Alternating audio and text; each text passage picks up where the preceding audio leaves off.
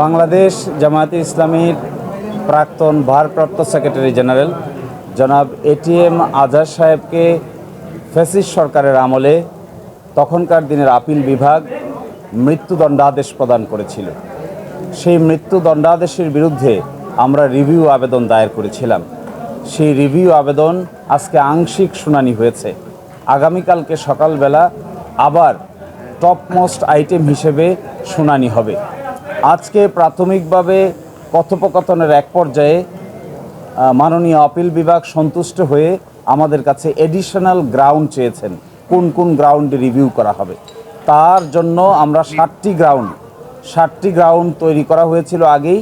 এই 60টি গ্রাউন্ডের কপিও আজকে আদালতে জমা দেওয়া হয়েছে এবং এই গ্রাউন্ডেই লিভ হবে কি হবে না এই মর্মে আগামীকালকে সকালে শুনানি হবে এবং শুনানি অন্তে আদালত পরবর্তী আদেশ প্রদান করবেন। মূলত তৎকালীন আদালত ওনাকে 3টি ঘটনায় মৃত্যুদণ্ডাদেশ দিয়েছিল এবং ওই মামলায় আরেকজন মাননীয় বিচারপতি তখন ভিন্নমত পোষণ করে ওনাকে খালাস দিয়েছিল এবং এই বিষয়গুলোও এই রিভিউ আবেদনে উঠে এসেছে। আমরা আশা করি আগামীকালকে মাননীয় আদালত আমাদের এই এডিশনাল গ্রাউন্ডে লিভ মঞ্জুর করে পরবর্তী করণীয় সম্পর্কে আমরা আদালতের নির্দেশনা অনুযায়ী পরবর্তী পদক্ষেপ গ্রহণ করব।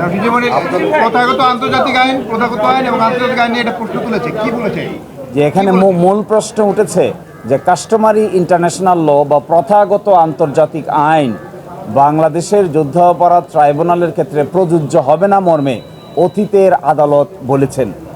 এটাই আজকে রিভিউ হচ্ছে যে এই যে আন্তর্জাতিক আদালতের আইন এখানে প্রযোজ্য হবে না এই কথা বলে যে রায় দেওয়া হয়েছে শুধু জনাব এটিএম আজহারের ক্ষেত্রে নয়, জনাব কাদের মোল্লা সহ জনাব মতিউর রহমান নিজামী, জনাব কামরুজ্জামান এবং অন্যান্য আলী হাসান মোহাম্মদ মুজাহিদ, জনাব মীর কাশেম আলী সকলের ক্ষেত্রেই এই যে আন্তর্জাতিক আইনের প্রথাগত বিধান প্রযোজ্য নয় মর্মে রায় দিয়েছে।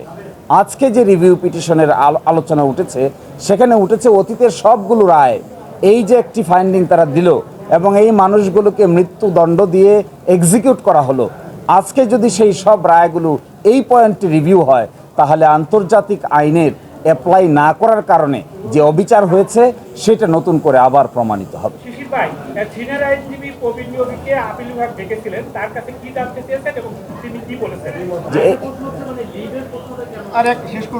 এটা জানতে চেয়েছেন। আপনারা জানেন যে আপিলটি হয়েছিল, এটি যুদ্ধাপরাধ ট্রাইব্যুনালের রায়ের বিরুদ্ধে সরাসরি আপিল দায়ের করা হয়েছিল। ওই আপিলটি খারিজ করে মৃত্যুদণ্ডাদেশ বহাল রাখা হয়েছিল। এখন এসে প্রশ্ন করা হয়েছে যে এই আপিলের বিরুদ্ধে যে রিভিউটি দায়ের করা হয়েছে এখানে কোনো লিভ গ্রান্ট করতে হবে আগে নাকি সরাসরি রিভিউ পিটিশনটি অ্যালাউ করতে পারবে। এই প্রশ্নে সিনিয়র আইনজীবী জনাব প্রবীণ নিয়োগীর মতামত নিয়েছেন। জনাব প্রবীণ নিয়োগী বলেছেন যে লিভ গ্রান্ট করার অতীতের অভিজ্ঞতা আছে। এটিকে বিবেচনা করে আজকে আমরা আরও কিছু আইন কানুন দেখার চেষ্টা করব যে লিভ গ্রান্ট না করেও সরাসরি রিভিউ পিটিশন মঞ্জুর করা যায় কি না।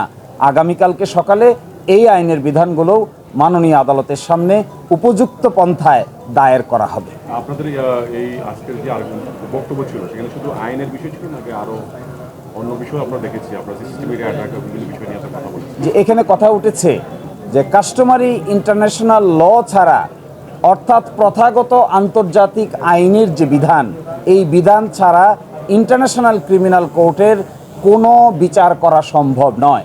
এই বিচার হয়েছে সিয়েরা লিওনে, এই বিচার হয়েছে রুয়ান্ডাতে, এই বিচার হয়েছে ইউগোস্লাভিয়ায়, এই বিচার হয়েছে টোকিওতে। সব জায়গায় ইন্টারন্যাশনাল ক্রাইমস ট্রাইব্যুনাল যারা ছিলেন তারা কাস্টমারি ইন্টারন্যাশনাল লকে অ্যাপ্লাই করে বিচার করেছে, কিন্তু আমাদের দেশের কোর্ট এসে বলেছেন যে এটা একটা ডোমেস্টিক ট্রাইব্যুনাল, এখানে আন্তর্জাতিক প্রথাগত আইনের কোনো প্রযোজ্যতা নাই। আজকে আমরা সেই প্রশ্নই তুলেছি যে আন্তর্জাতিক অপরাধের প্রযোজ্যতা ছাড়া, ওই আইনগুলোর বিধানের প্রযোজ্যতা ছাড়া এই মামলার বিচার করা পসিবল নয় এবং যা করা হয়েছে তা আইনসম্মতভাবে করা হয় নাই। মোস্ট ইম্পর্টেন্টলি, সবচেয়ে ইম্পর্টেন্ট কথা হলো কেন আন্তর্জাতিক আইনের বিধানকে বাতিল করতে হলো বিচার করতে গিয়ে। আমরা বলেছি যে আন্তর্জাতিক আইনের বিধান যদি মানা হয় তাহলে যাদেরকে এইভাবে মৃত্যুদণ্ডাদেশ দিয়ে এক্সিকিউট করা হয়েছে তাদেরকে এইভাবে মৃত্যুদণ্ডাদেশ দিয়ে সাক্ষ্য প্রমাণের অভাবে তাদেরকে মৃত্যুদণ্ডাদেশ দেওয়া সম্ভব ছিল না। এই জন্যই তারা আন্তর্জাতিক আইনের বিধানকে অ্যাপ্লাই না করে ডোমেস্টিক আইনের বিধানকে অ্যাপ্লাই করার চেষ্টা করেছেন। কারণ কি জানেন, আরও ইন্টারেস্টিং বিষয়, কারণ এই আইনে বলা আছে যে সাক্ষ্য আইন এবং ফৌজদারি কার্যবিধি অ্যাপ্লাই করা হবে না। যদি সাক্ষ্য আইন ফৌজদারি কার্যবিধি অ্যাপ্লাই করা না হয় তাহলে বিচারটা হবে কোন আইনে? সেই ক্ষেত্রে আমরা বলেছিলাম customary international law will be applicable, কারণ এই ট্রাইব্যুনালের নাম the international crimes tribunal act, এবং সেটিকে ফলো না করার কারণে আজকে এই সময় এসে প্রশ্ন উত্থাপন হয়েছে কাদের মোল্লা থেকে শুরু করে সকলকেই যেভাবে বিচারের কাঠগড়ায় দাঁড় করিয়ে মৃত্যুদণ্ডাদেশ দেওয়া হয়েছে, এইগুলো কাস্টমারি ইন্টারন্যাশনাল ল অনুযায়ী করা হয়েছে কি হয় নাই, এটাই আজকের বিবেচনা বিষয়। ফলে জনাব এটিএম আজহার সাহেবের বিচার হচ্ছে এই কথা ঠিক, রিভিউ পিটিশন হচ্ছে এই কথা ঠিক, কিন্তু প্রশ্ন উঠেছে সকল বিচার ব্যবস্থা নিয়ে, প্রশ্ন উঠেছে সকলের দণ্ডাদেশ নিয়ে। আচ্ছা, জামাতের সেক্রেটারি জেনারেল, আমরা একটু আপনার কাছে